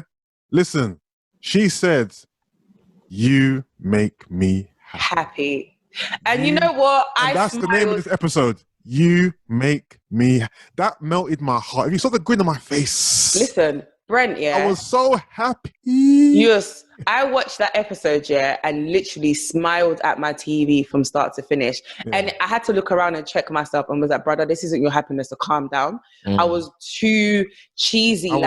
Everything just made me smile. Like, you know, when they were talking about, what thing were they doing when they were in that art place and they're walking through the clouds and they were like, they had their own private joke and they, do you know what I'm talking about? That scene. And I was just like, oh, guys. Yeah, they just got each other, you know? Yeah, and I was just like, and then you know when he saw, what did that guy do? School? What's that noise that he done? That is hilarious. The guy, when he made that noise and then he embarrassed her, and then you know when Lawrence was like, okay, I've got to go. Yeah. I was like, ah. So when he was like kidding, I was just like, oh, look at Black Love. Yeah. Like, honestly, I was in love with this that episode was everything for me. And I loved how Lawrence made Issa feel. And I loved how Issa made Lawrence feel. And I felt through the screen, I felt their love, guys. I felt the love. I was in love. Like, I was in love with both of them. I was so happy. Like, and you know what? It just made me realize Black love, I'm sorry, I know, but Black love is a beautiful thing. No, don't ever apologize ever again. I'm like, when don't ever apologize for Black love. Thank you, thank you, brother. I'm never going to do it again. However, I mean, it's just so beautiful. Black love does, I'm just going to be honest, Black love does something to me in it. When I see genuine Black love, yeah, it generally does something for me. It makes me so happy. It makes me optimistic. It just makes me think, you know what? I'm crying right now, bruv. See tears. It just makes me think, you know what? This is it, you know? This See is how we've qualified it as Black love. Do you think Black love is different to any other type of love? No, it's not. But it's just. No. I'm not saying it's the optics. Seeing, I to be honest, I believe that it's different. I believe that it's deeper. I believe that it is more than. No, but you can't tell someone how they feel, though. That's the thing. I'm not telling anybody how they feel. Remember, I am part of this community, and I've said that it's the best. I'm not apologizing for that. I said what I said. Okay, you said what I said. No, you know what, yeah? Remember, I only say that because look at what we've been through. Yeah. Do you understand? Look at what we've survived. For me, it's and in this, I agree with you. I agree. Precisely, this climate in which it is that everything is stacked against Black love. That's why I like when it is categorized as Black love. For me, the reason why it's categorized as Black love, like we said, yeah, is because we're from a community where it's not always praised. We're from a community where, and I'm only speaking on our community, I can't speak for other cultures. You mean not praised from the outside or not praised from within? As in like... Well, we get a lot of people saying it doesn't exist. It's like, you know, okay, for me, Black people exist because two Black people have come together. We know, but Yusuf, what I'm saying is, yeah, I'm going to, and like I said, I can only speak on our community and our culture, yeah? But within our community and our culture, there's a lot of layers that we have. It's very broken. It's very broken, right? So we've got colorism, we've got people dating outside the race. Like it's not smooth sailing. Yeah. So I feel like because we've got a lot of layers and it's a very controversial community, is basically what I'm saying. So when I see Black love, for me, it's like, forget all of that, forget everything else. This, you see this right here for me, this is it. And you see, what I mean? So when is you're watching that, you see how you all just forgot everything else that was happening in the world. And you were just grinning. Listen, I was in my garden with my shoes off watching that. This is it. Badly. In nature. It centers you. There's an air of peace that just descends.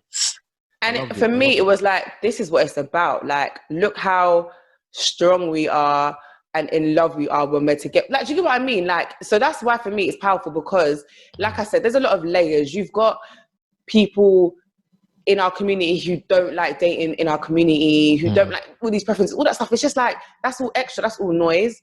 But that right there, like... It's the epitome. Basically, for me anyway, I can only speak on behalf of myself. So, it's the icing on the cake for me. And I love it. I love to see it. I'm here for it. And in all honesty, even I used to watch the Black Love, the Oprah Winfrey, the series, Black Love on there, same thing. And it's not, and I'm just proving that it's not a colorist thing, because there was light-skinned mixed race couples on there. Like, and again, me watching it, it's just making me smile. Like, seeing, and I feel like the reason why maybe I enjoy Black Love a lot more is because I feel like there's a lot more culture behind it. Like, we have just a way with each other. Do you get what I mean? There's a lot of history, culture. I just think it's amazing. I feel like I'm waffling. I agree. But I can't describe it. Yeah. Against all odds. I agree. But okay, cool. So back to the episode, yeah. My theory is my takeaway from the end was, because he kept getting called by Condola the whole episode. I agree. The way he kept okay. Can we not jump to the end?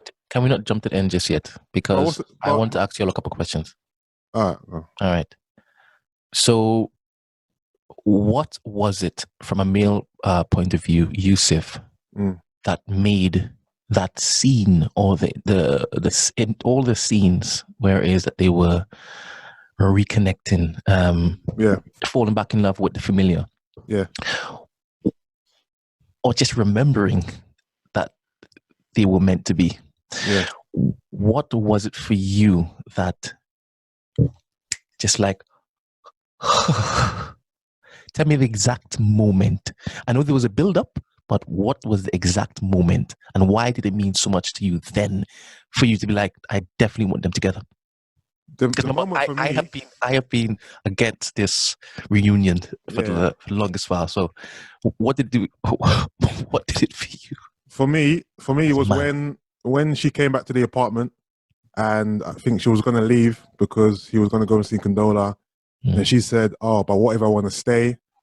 And then she said, "You make me happy." So when she said, "You make me happy," and he said it back, that's when it hit home for me. That's when my heart melted. I was like, like, come on, guys. And because we know the history, we know what they've both been doing separately without each other.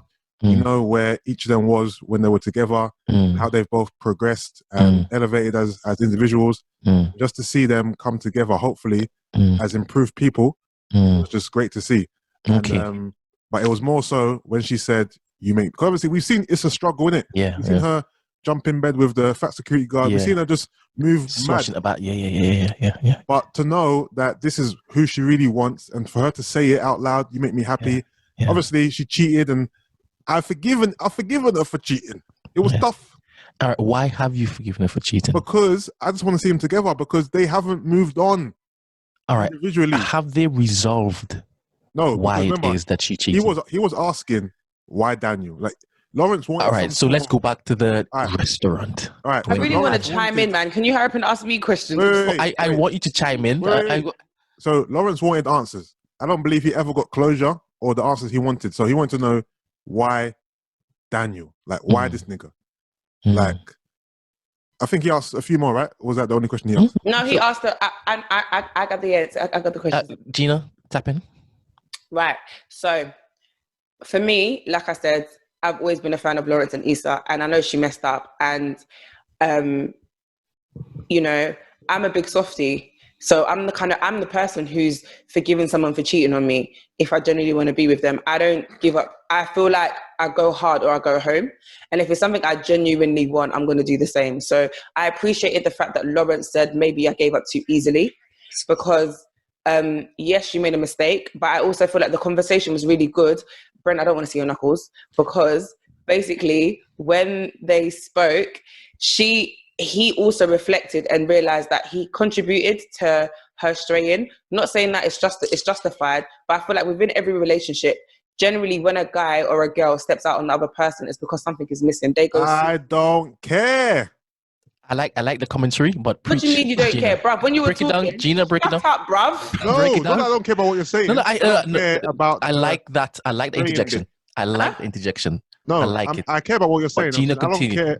I'm saying I don't care that you cheated and you felt like your cheating was justified. That's what I'm saying. Oh, but like I said, I didn't say I don't think the cheating. Imagine it's only now saved.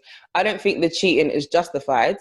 For me, it's just it shows how it didn't come from nowhere. So, for example, like when she said I used to drive around after work and not want to come home. That shows that there was a real disconnect in their relationship that he didn't realize, that she didn't vocalize to him either. Her saying stuff like, for the best part of a year, I felt like I didn't make you happy. You didn't want me. And he was like, it's not like I didn't want you, but, you know, seeing you go to work every day was a constant reminder of where I was. So you can tell there was a lot of miscommunication in their relationship, which built to that point of her stepping out. And had they had this conversation, not saying that it might not have happened, but we never know. Do you understand what I mean? And this is why it's so important for black men to support our black sisters even more, because they are... Shut up, man. Wait. Because at the same time... Let me explain. Because if it is that we know that they make reckless decisions based on stuff they make up in their head, we need to be extra vigilant to deal Brent, you know what I want to do? I want to throw my teacup. I'm just being Brent right now. I'm just being Brent. I'm just, parting it up a bit. You know full well. Like I don't. No, I know. But can I continue my spiel about how please in love I am with them? Yeah. So again, I like the dialogue and the conversation because, like Yusuf said, I don't think he never got closure. They never both got closure because they never really had that conversation as to why it happened or why it took place. Not saying that they've completely resolved their issues. I'm not saying that they're back together, but for me, it's a starting point to know that like they've not moved on and they've been dating aimlessly. She's been smashing deadbeats. He's been smashing deadbeats. Man got chlamydia even. Was it chlamydia? Or he got something. Do you remember where he had to call up all the girls at the beginning? What deadbeats has Lawrence been having? No, so she's beat deadbeats. He's been beaten mad and got chlamydia. Yeah, but that was just a one-off thing. It was not a one-off because he called several girls to tell them he got chlamydia. No, yeah, the chlamydia was off one person. But what I'm saying is, Lawrence has the greatest sex scene of all time is what I'm saying. Okay, cool. But the point I'm making is it's been aimless because he still hasn't been able to fill a void.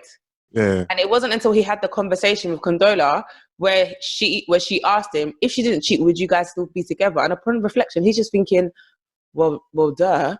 And he said he bought a ring, didn't he? Yeah. He said he bought a ring. So his intention was always to go the distance with Issa. So they're soulmates, man. Fam, I'm here for it. I'm not ready to finish on this point. I didn't say that you are, but I'm now handing it over to you because clearly you've got more questions. I had questions for you, Black Gina. So you call me? Black Gina, you're black. Come on, man. No, you call me Black Jenna. Yeah, you did. He said Black Jenna. Exactly. Black Jenna. Okay, cool. Well, sorry, whose face is in the cup that you're drinking from? I said Christina and Isaac. I just saw it. I was like, what? I know that person.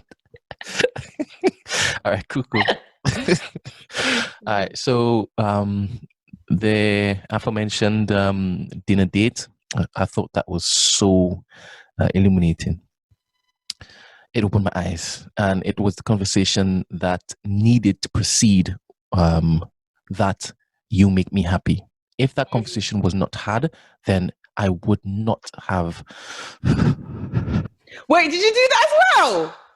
Oh, I'm so happy because you don't understand. I messaged Brent mid-episode, and I said, Brent, I know you're not going to be happy for this, but this episode is giving me life. And he was like, wait, I'm not at the end yet. And I was like, wait till you get to the end. Yeah. So I've during the course of this insecure escapade, this journey, I've placed myself in Lawrence's position in order to actually enjoy the movie properly, right? In order to have a nice take for discourse when we come on the podcast. So I've placed myself in his position and said, if it is I were him, how would I react to this? Would I think this, that, the next? All right, cool. Now, when they sat down to talk, she made it clear to him that it was a task for her to come home sometimes.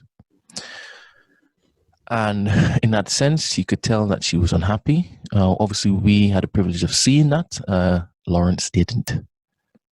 Lawrence was dealing with some mental instabilities. And obviously, back in the day, we wouldn't have even recognized that as some form of depression. Yeah. Right. We saw how quickly his life changed when he got up and actually actively start looking for work and getting into his own swing of things. And he even admitted that what he thought he wanted, he quickly found out that's not exactly what he wanted. Mm-hmm. So his foray into that adventure of self discovery, she also did that when she had a whole phase. I don't want you to forget that's what it is that she was focusing on. I want to have my whole phase. All of her friends would say, go have your whole phase, right? Don't forget that. That's why I despise this girl so much, because she gave up that stability, that possible future with this guy who was going through something. Remember, she did not communicate to him that she was having doubts or anxiety even coming home. She didn't communicate any of that to him. So she told him, hey, I didn't feel loved. I didn't feel like I was attractive to you. So I just sought it elsewhere because I needed that and you weren't giving me that. So in that sense, there should be accountability on Lawrence's part, because it's very important that you know what your love needs in the high times as well as the low times. It's also very important for, what's this girl's name, Issa, to communicate that to him, so he knows that's what her love language is. Mm-hmm.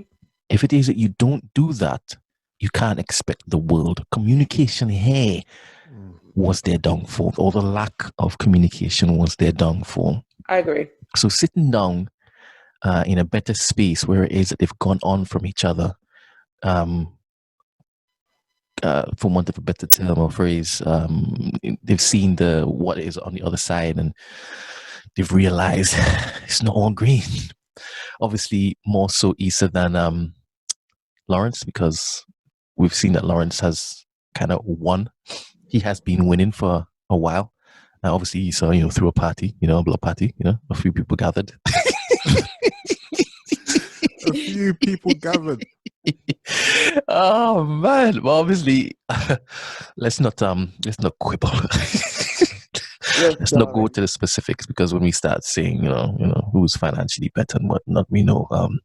Okay. But to be honest, it is the man's, his thing. But never mind. So she communicated to him that you didn't show me that you love me, because affection is so important in relationships. Adoration is so important in relationships, especially when it is that you're a woman. They love that stuff, Yusuf. They love it. Yeah, we do. They need to be desired. We do. You understand? So if it is that we can't do that, we need to either buck up or F off. So he bucked up, and she saw this glow, this in him, and she was vexed because why wasn't he like that when he was with me? So she was stumbling through, making her regular mistakes with big boy over there that shouts and basically says, "Yep, she used to be with me." That guy's a clown, bro. Okay. We used to do some things. We used to do some things. How you meeting the girl and saying, "Yeah, we used to do a thing"? Right in front of the man. Kills me. I'm TSA. If you have a security guard. Oh man, he's hilarious. His girl was right next to him. I didn't get the whole exchange. So she was bumbling from pillar to post. She even considered going back to the barber. Imagine the barber. But I'm really happy that she didn't, though. The barber? Nathan. Oh, you didn't know that was his occupation? No. All right. See the episode where he's cutting hair? I don't remember. Oh. Yeah. So, yes. So the conversation needed to be had, and that realization that they just didn't communicate, and then that, all right, I want that day to continue. That's when I was like, all right, they're on the path now to forgiveness. They're on the path now that I would be like, yeah, if it is, she actually says with her mouth and makes that statement, I want you. Now the ball's in his court. He now has to decide whether he's going to deny it or accept it. And I was waiting for that moment. That's why when it is that they went to the gallery, I actually wanted to see what was on the painting because it seemed like that was important. They didn't show us what was on the painting that he purchased because both of them seemed to like, wow, yes. I wanted to see what that was. Maybe we'll see it in another episode, I don't know. But then they went outside. You may be right. And they had that conversation, and again, it was so familiar. They just fit. Do you understand? And when it is that let's go to the end. We are going there. Time is of the essence. Oh, sorry, jumped at the end. Sorry. No. It wasn't about time. It's just that I'm just. It's on my brain. You're giddy. You're like, so tag me in. During the whole episode, I'm thinking, okay, cool. This is them rekindling, and they may get back together at the end. But as I watched it, I thought, maybe this is Lawrence trying to get back some type of closure and just one last little hoorah, because the whole Condola calling her, I'm coming to see you, that threw me off as well. Then at the end, in the morning, the way they parted ways didn't seem like they were on the same page. I don't know. I'm looking for you two to give me some type of like insight. All right. Okay. To me, it felt like, okay, cool. That was a great night. We got some closure. Goodbye. It didn't feel like, okay, cool. Let's get back together. It didn't feel like that to me. But then I feel like I feel like after the night, yeah, I think it would be premature for me to assume that they're going to get back together after one night. I feel like it's going to be a work in progress. So it's about seeing where it goes from there. But also to propose in the morning. But also, Lawrence might be leaving. To go to. He's looking. That was the first thing Issa mentioned in the morning when she. Yeah, he's looking for. So obviously, I feel like for her, not that she's not getting her hopes up, but it's like he's looking for jobs in LA. So maybe it's actually a closure thing. Like, you know what, I'm gonna leave, but before I leave, I want to make sure that I put everything out there, all my cards on the table, and we both know where we stand. So it's bittersweet. So if I move on, it's like I don't have that regret of I never had that convo with Issa. I never let her know that entirely how I feel, vice versa. And then also, I believe, like you, that Condola might be pregnant because. What do you mean, like me? That was your theory. It was yours. No, it wasn't. It was yours. Yusuf, you wrote it in the group, and I said I agree. No, you said it first. Oh, Crystal, no, someone. Didn't. Was it me that said that? It was you. I thought that was you. All right. No, but I agree because again, it's like the continuous phone calls. Why was it so urgent for her to need to talk to him? And I thought she's gonna come and say she's pregnant. That's always the case, and then that's how we got into the topic of the game and Melanie and Derwin. But anyway, okay. That's why I believe that she's gonna come and say that she's pregnant, which is gonna throw another whole spanner in the works. Yeah. Yeah, because like you called him about 4 or 5 times in one day, but relax. So there must be something there. I have to keep calling him, innit? Yeah. Brent, do you take any creed in this theory that she might be pregnant? So let me finish. So when it is I'll get back to that. So when it is, no, you want to talk, so let you talk. All right, go. I paused. All right. So when it is that they got to the apartment now, and she was like, "Oh, I'm gonna go to the toilet," and she came back out, and then they were kind of melee, and then she was like, "But I want to stay." That was the moment when I was like, all right, cool. Now she is actually taking that leap of faith, and she's placed her vulnerability in his care. And it's now up to him. When he said, all right, that's when it's like, okay. There's going to be a poignant statement next. And it came. You make me happy. You make me happy. You know, that's tantamount to I love you. 100%. That's the greatest scene in Insecure history, bro. The greatest scene. And then the second greatest scene. The first greatest scene was Lawrence's sex scene when he beat my girl. Listen, that's a champion beat right there. But this is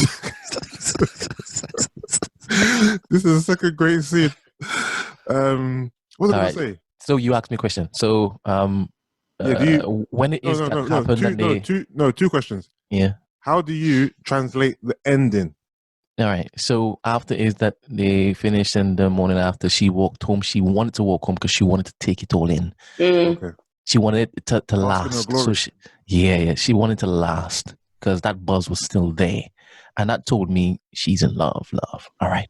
So immediately, everything's going right on that end. She now wants to fix her relationship with her best friend. With Mark. And that's how important black love is. Do you understand? It balances you. And it just points out what is not in focus at that time. So when that is sorted, this is underscored. And she knew, I now need to fix myself and Molly. That for me it was powerful. Yeah. It was very powerful. So I don't want her to say that she's pregnant. Yes, it could happen, but so late in the series.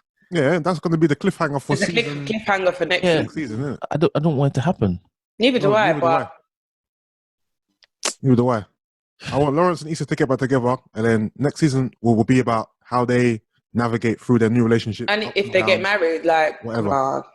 I mean. I think they may have to go through something else again. I think she wants to give us another season. No, they can go through something whilst they're together. I don't think because that's like the end of a chapter. Yeah, we're ready for that end, bro. I have too. I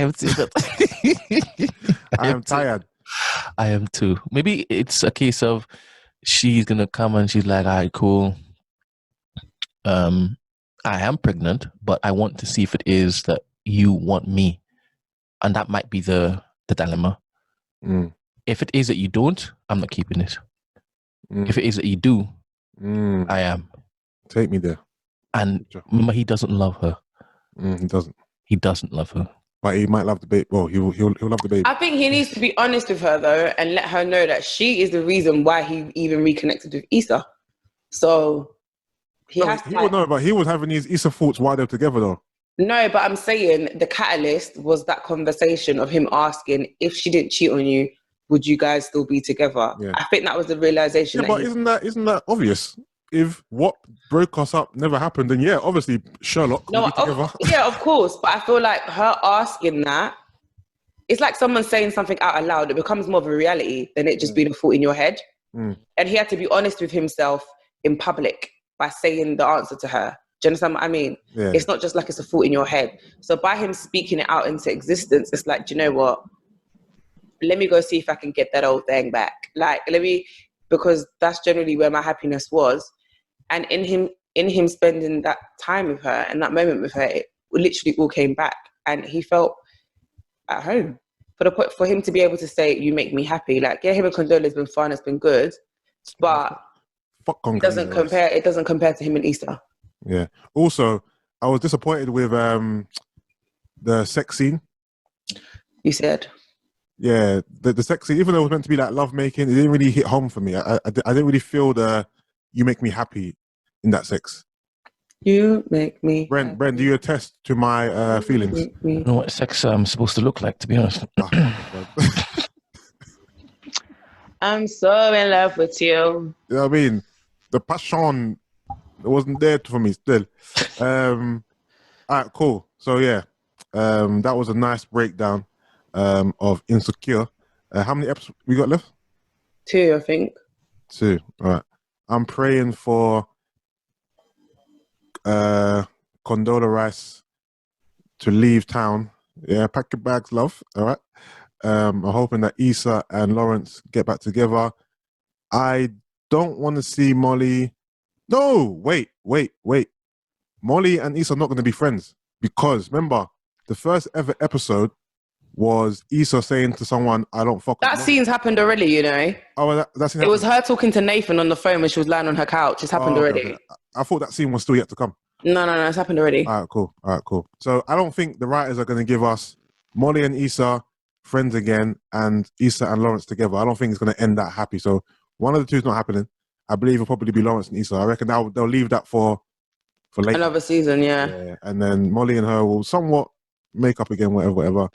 I feel like they definitely will. Their sisterhood is much stronger than that. So yeah, it is. Friends fight, friends have tiffs. So I'm not seeing it as such a big deal. I feel like they just need to have a genuine, honest, open conversation about each other and reevaluate their friendship and start catering to each other's needs now rather than like before. Because I feel like sometimes, obviously, you've been friends for years, so you kind of stop paying attention. Yeah. Do you get what I mean? And just assume, oh, that's just her. Like, she's cool with it. Whereas you guys have grown, you've changed, you matured. So it's like with a relationship. What you might have been able to accept in the past is no longer acceptable now. And if that's the case, just have the conversation so you now know, okay, cool. We're in a new realm, a new season, and we operate different in the space. I've got no more camera space. I'm done. I can't. No, I hear you. That's the Had enough of your face anyway. Make me happy. All right, cool. Should we do songs of the week? Actually, we can't even. Also, just to mention, this is totally random, but I just realized or remembered that I actually lived next door to a racist for over 20 years. Did you? Yeah, I forgot. I just forgot. I don't know why. So we just called him the old man because he was an old man who lived in a 4-bedroom house by himself with a dog. Yeah, we moved to the house in 1995, and my parents are still living there now, but the guy's gone now. But yeah, 20 plus years, 25 over whatever. I lived next door to a racist. I actually forgot. And it was mad because I was even trying to remember my experiences with him, and it was like he would, for example, if me and my sisters were in the garden, he might, hurl over some racist slurs. Really? Yeah. Get into arguments. Here you go. Get into arguments with my parents. As a kid, when, for example, if I was leaving my house and he was outside, like he always is, mending his car or doing something to his car by the garage, I'll be kind of like apprehensive to go outside in case he said something to me or tries to cause some type of situation. So, but for some reason I forgot about it until the other day. I was like, oh, you know what? I actually lived next door to racists for quite a while. So yeah, I just wanted to add that in there. A little seasoned into the pot. You glad he dead now? What's that? You glad he dead now? You know what? I can't remember if he died or he moved. He was an old man when it is that you were 5? Yeah, he was, but you know what is? You're a big man now, you know. Wait, they might sound no, in 95, not when I was 5. Oh, cool. But this might sound funny, but does that make a difference? He was like Clint Eastwood old. If that makes sense. Oh, right. So he was like he was still tall, but still strapping, but he was old. Yeah. Like, healthy, and he was still able-bodied. Like he could probably still run around. Like, you know what I mean? Yeah, kind of slave masterish. You know? Yeah. Massive. All right, cool. So, songs of the week. Obviously, we're not gonna. Oh, actually, I can. Should I play them or should we let Brent? You can because you're recording, innit? It's fine. All right, cool. Hold on. Let me send it to you now, actually, Brent, because it's gonna take ages, isn't it? All right. What? The file. Yeah. All right, cool. All right, let me just get my iTunes up. Oh no, Gina, you have to enable me to share.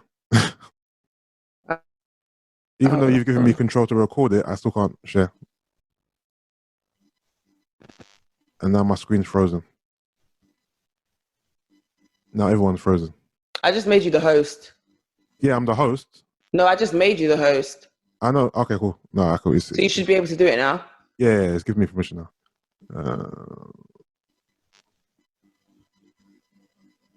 All right, cool. But obviously, if you can't hear anything properly, let me know. All right, I'm gonna play 2. That's okay. I've been listening to a lot of more conscious rap this week. Due to what's been going on, just to put me in a certain mood. So the first one is going to be Nas, Testify. The song is off his album, which it's untitled, but it was meant to be called Nigger, but it later on came out as untitled. This is Nas and Testify. But yeah, Gina's got a class in 15. So we're going to wrap it up. Anything else anyone wants to say? No? No. No.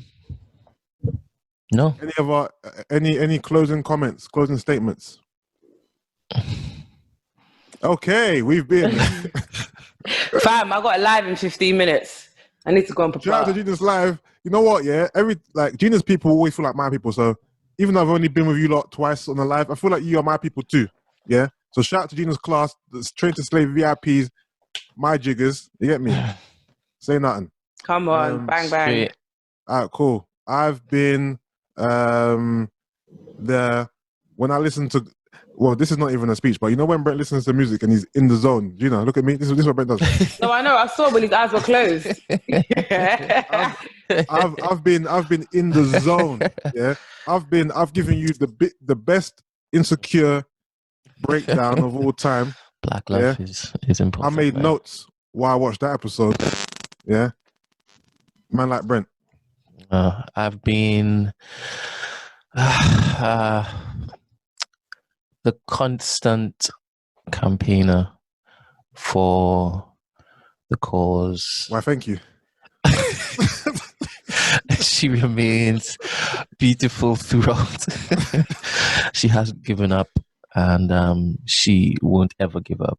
She still believes in Black love, and she knows the importance of it in the bigger picture. And she's about to now, go and deliver a class in good spirits, I hope. Yeah, always. Yeah. And she's the best. Justine. Thank you. Straight. I have been, brother, I don't give a damn. I don't give a heck about your cheating justifications. You make me happy. I'm saying. Big man, bigger man, biggest man. Biggest man. The biggest. You get me? We've been Minutes After 7 and we are out. Bloop, bloop, bloop, bloop, bloop. All right, guys. In a bit. Later. In a bit. Bye. Bye.